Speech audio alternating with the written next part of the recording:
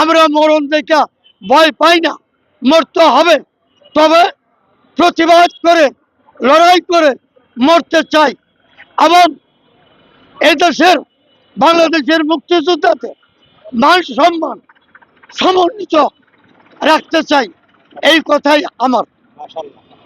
এবং এই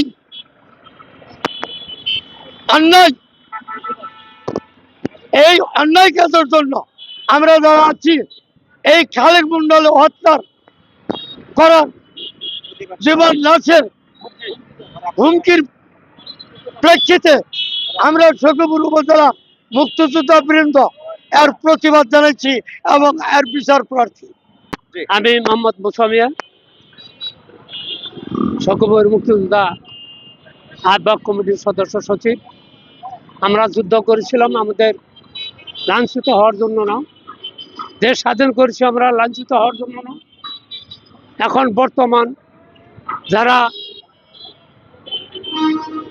রাজনৈতিক দল আছে তারা আমাদেরকে নানাভাবে লাঞ্ছিত করে যাচ্ছে।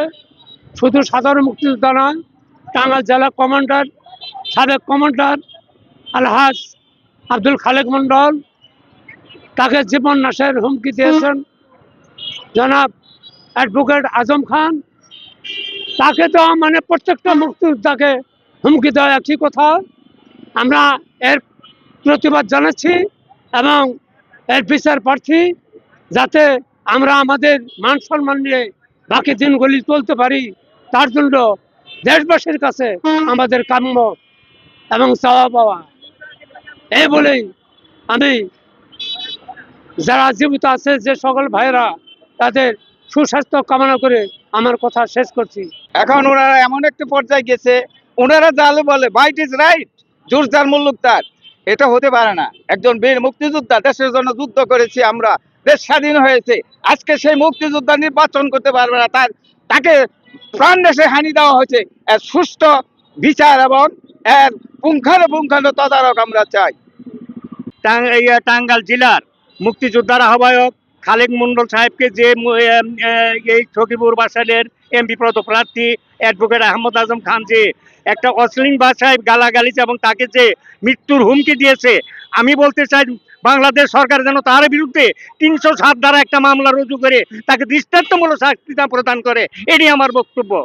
আমার নাম মোহাম্মদ আশরাফ সিদ্দিকী, কমান্ডার ৮ নং বহুজিয়া ইউনিয়ন।